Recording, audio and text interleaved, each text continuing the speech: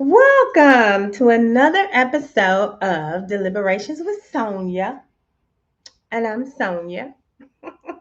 And today we're going to be discussing how minority Republicans have really just bowed down, literally and figuratively, this 2024 election season and kiss the ring of Donald Trump.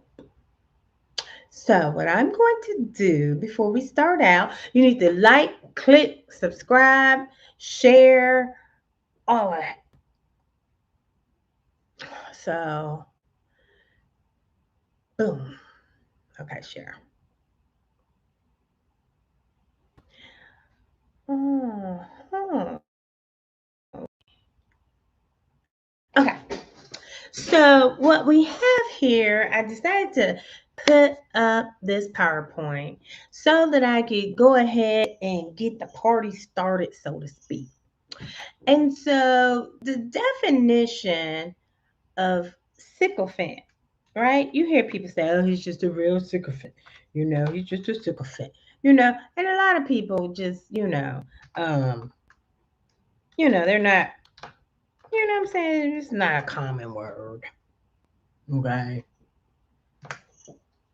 And so you have people in this world around Donald Trump that are sycophants, okay, around this Republican Party.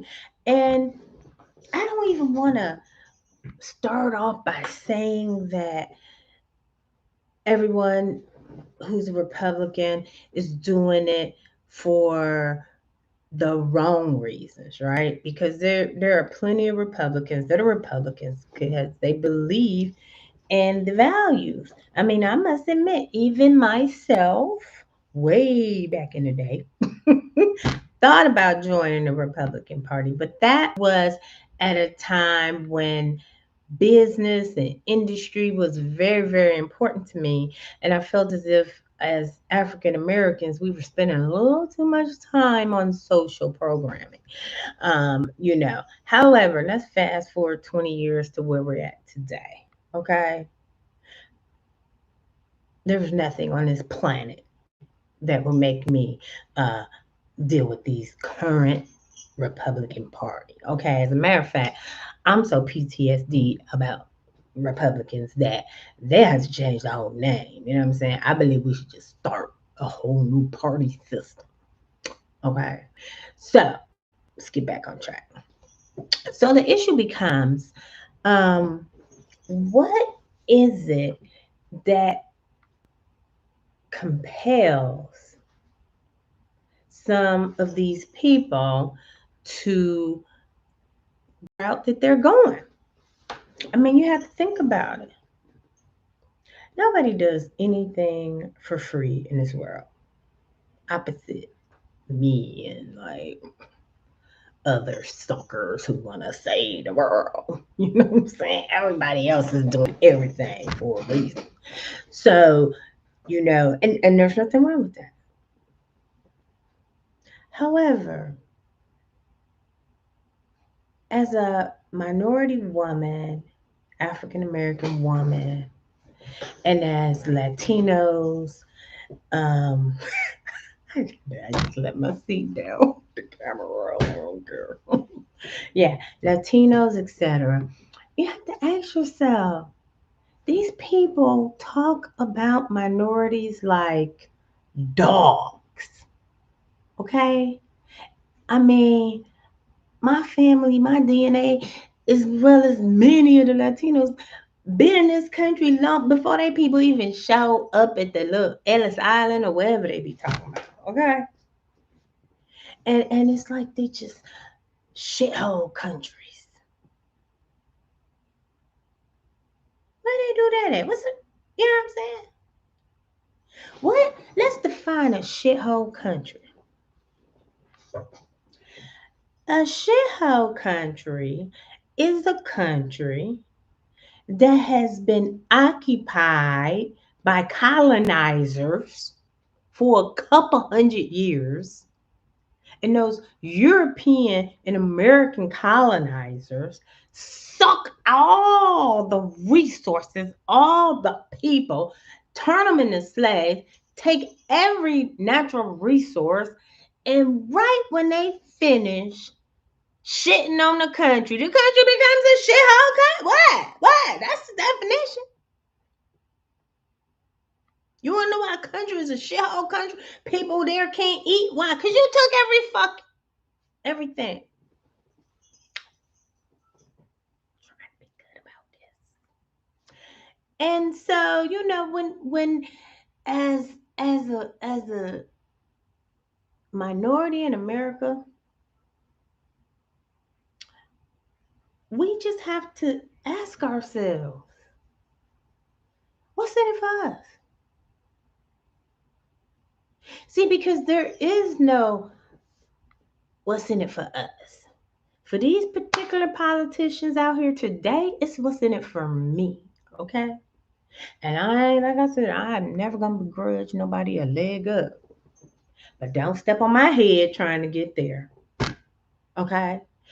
And so when I think about these people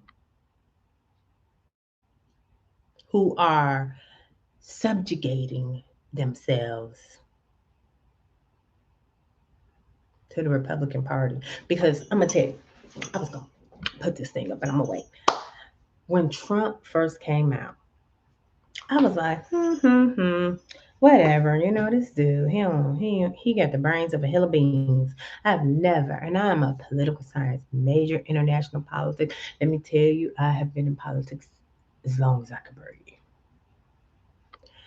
However, when Trump ran for office originally, it was just like, really? I mean, it was as if the dumbing down of politics. And this man started having these rallies everywhere, talking about punch him in the face, kick him, hit him. The black people did it. The Asian people did it. China people did it. Mexican people did it. All the shithole countries did it. Now you mean that why we go back to season 1, episode 3, where I listed the hundreds of lawsuits that were hitting Trump when he decided to run for president. He only decided to run for president because he knew all of that shit was hitting the fan. And it was his bright idea that, oh, if I run for president and win, I could stop the government from suing me, okay? Because his daddy wasn't nothing but a, what you call it, people? Grifter. He's a grifter. He's a grifter. His all of them, they just grifters, okay? They ain't pull shit out no bootstrap, okay? These people had money and they used it to step on other people's head. They're professionals at it. So you have to put it all together. So while you're sitting here as a sycophant, someone who's going to lick his butt, think you're going to come up. No, Jared Kushner came up. That dude left out of there with $1 billion. We don't even talk about that.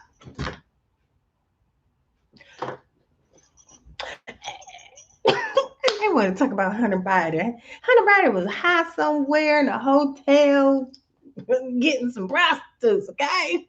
Jared Kushner got $1 billion from the Saudis. Where they do that at? Clearly, you know. So the whole point of what I'm saying is, let's get back to the digress. I'm gonna share the screen, and once I share the screen, then we can have the lesson. Okay. Oops. Here. Yeah, that's it. Okay. So let's find sycophant.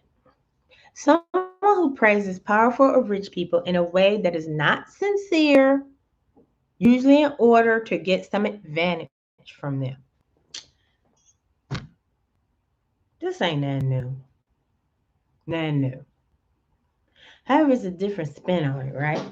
So in the world of politics, sycophants were generally lining up to take the place of their predecessor, the person who came before them, right? And they're gonna kiss their butt and they're gonna get into all the important meetings and you're gonna get in and figure out all the power levers, and then when the time is right, bam, you take that spot, you be the US senator, you be the US congressperson. That's what politics work. That's what people, that's what you aspire to. But no, add in someone who is an alleged billionaire, and the sycophants are coming from a whole nother place. Okay. And the damage that they can do is 100 times worse. These are people who are looking at money. These are people who are politicians and they're pissed. And they look at some dumb dumb like Trump and they think, how dare he have all that money? I can have money too. If I just do his little bidding, me and my family can live comfortably. I too can have a yacht. I too can have a room at Mar-a-Lago or something. But if y'all ain't learned nothing from the first go round, let me tell you, Trump destroyed every fucking politician he touched. They all got indicted, went to jail, whatever. The only people who made out in Trump's first time was his family and him. Okay? So all that kissing ass and all of that blah blah blah is gonna get you nowhere. And this brings me to my first culprit, Tim Scott. Now, when he was running for president and he did this interview talking about the Florida book ban, some another, and he was sort of like digging into, DeSantis a little bit, like, dude, that's not cool, not cool. And I ain't gonna lie, I almost was like, oh, we gotta send money to Tim Scott, because Tim Scott, he about that life. Oh, how wrong I was. Okay? Because I swear, he remind I don't wanna belittle. Um I'm trying not to, you know. Tim Scott, I can't even say because that's bad. Everything I want to say is bad. So let's just say, he, yes, oh yeah, you, okay. Anyway, to say that he should be ashamed of himself is an understatement. A understatement. It's embarrassing. Okay, and all Trump gonna do is get him in some shit and he gonna be in federal prison. Why would you want to be that man vice president? He told them people to hang the last vice president, fucking put him on the gallows. That's what they said. No motherfuckers went out there and they built a fucking gallows. Are you okay? I digress. Anyway, let's get back to the point. So here you have a political sycophant who don't have no money, who's sitting here trying to, well, he's probably got money, but he ain't got the Trump money. Okay? And then don't even get me started on Byron Daniels. Okay? Donald, whatever, down in the lower bottom corner, right? Because this dude could just, it's like he could talk himself out of hell. Oh no, devil, I don't believe in Jesus. Jesus is just not even my friend. It's like he would contort his soul. It's hard to listen to him talk. It's like, how do you get past all them damn acrobatics in your speech? That's just, oh no, well, Trump called 55 people the N N word. Oh no, he wasn't calling 55 people the N word. What he was saying was, if you use the N word in front of these people, then that's wrong. But that's not what I rather call them. I rather call them people from shithole countries, you know? Okay. Okay, let's go. So we're going to get down to Marco Rubio. Now, let me tell you about Marco Rubio. He's a Cuban American, but he's from Cuba. His family, his first line of this, his parents came from Cuba.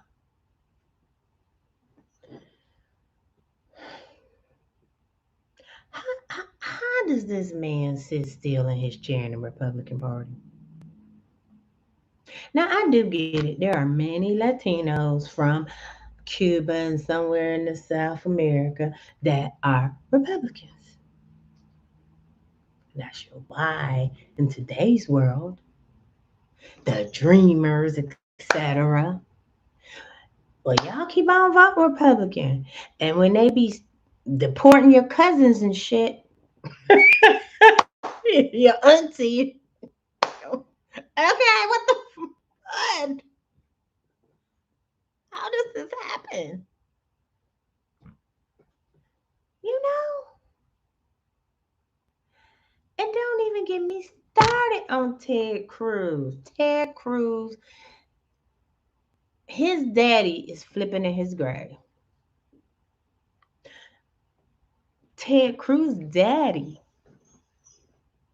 was imprisoned by the communist Cubans. And he had to escape from prison, scurry his way up to America, scurried his way up to Canada, married an American, and had Ted Cruz. So, So Ted Cruz, you know that your daddy was a political prisoner in Cuba. You know what that type of oppression means, what that type of government means.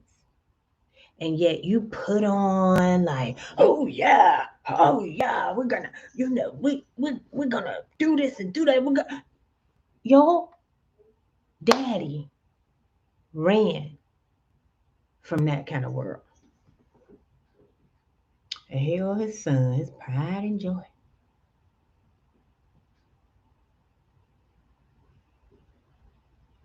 kissing up to these people that are,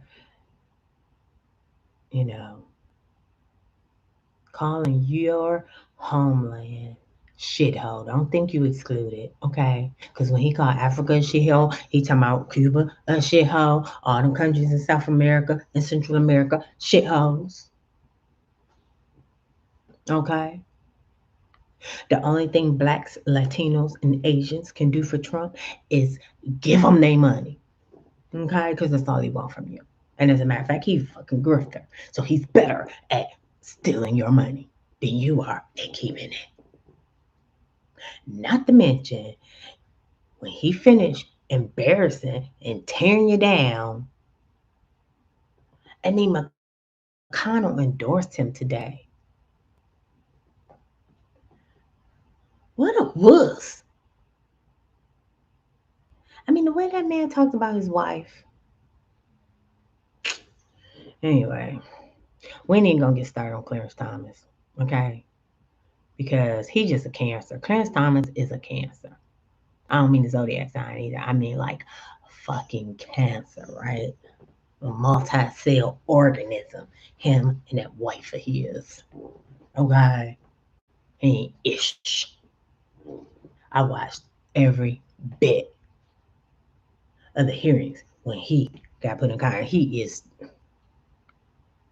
He feel like I'm a black man and they hurt me. No, you an asshole. You did some foul shit and now you wanna come, you hold on to the white man tree trunk for life. You taking that shit to the grave. You and Tim Scott deserve to be right up there together. Mm-hmm. The white women say, y'all. So, and that brings me to this last person that's so not relevant, but the Candace Owens person. Like, I mean, this lady just hates on black people so bad, and she just is an opportunist. It's so obvious to see, and I don't. She's the only one on here that I believe is really stupid and believes the BS to be coming out of her mouth. Everybody else, I believe they are somewhere in a place where they feel like, okay, I'm just straight up sycophant. I don't care. Y'all can say what y'all want to say. Y'all can do what y'all want to do. I'm about to get this money. Okay. But her, she's full of self hate, self loathing. How you do that? As a matter of fact, I might say all of them at some point. Because when you're in school and then you go into the education system, everything is geared towards you um, assimilating. Okay, but the key is you can't assimilate so much that you lose yourself. You turn yourself into a whole nother person or something. Okay,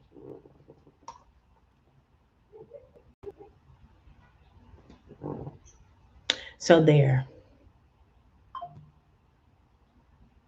So when I think about the consequences of over assimilating, right? Because that is what diversity, equity, and inclusion is about. It's not about giving a handout to somebody, it's about people maintaining connection with their culture and who they are and not being penalized for it.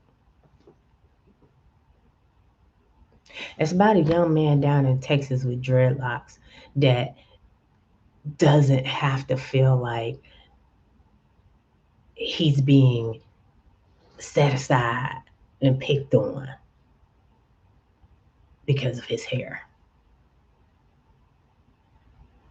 We are black people. You want to be specific, you know, African Americans. That means we mix with a bunch of stuff. But the whole African piece, our hair does not, our hair naturally, some of us, depending on your percent of mixed race heritage, our hair is kinky. That's what it do. So you want this boy to cut his hair or get a perm or what? Okay. I'm proud of us as black people. I'm proud of us as African Americans because, honey, we done come so far. Okay. We done full circled it. And I love where my fro. I don't have it on today, but I wear my fro and my braids and whatever. I grew up with the white girl models and the okay. No one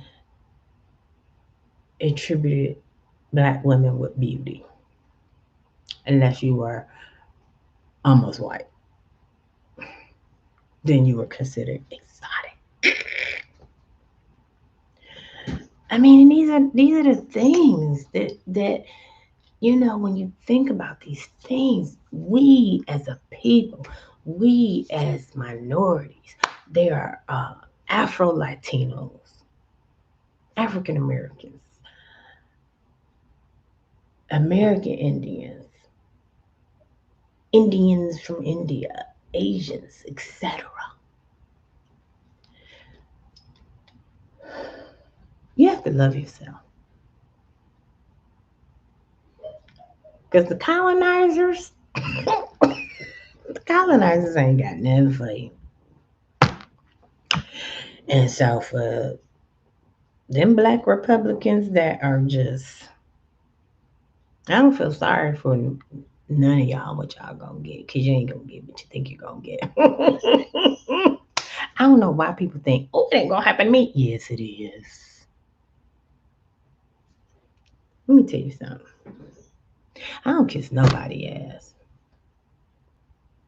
because I don't expect nothing from nobody. I ain't never kissed nobody ass. Whatever I can do, I'ma do. I ain't needed nobody help to do nothing. I don't even like working in groups in school. Because I'm going to tell you,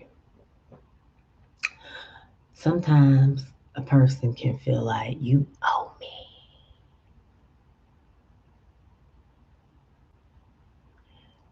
I don't never want to be on the other side of that sentence. Because everybody that owed Trump is in jail or on the way. He even put his lawyers in jail. Don't we don't have to pay that? Anyway, I digress. This has been Deliberations with Sonya. I just want to put some on your mind. If you like, comment, share, do something in the chat, whatever. This has been Deliberations with Sonya. Find a black or Latino Republican, sit down with them and figure it out. Ask the question: how does your come up not destroy my community, our community? If the come up means leaving the rest of your community behind, I know don't nobody. No, I'm an army of one for real, for real. And I still will go back for the community.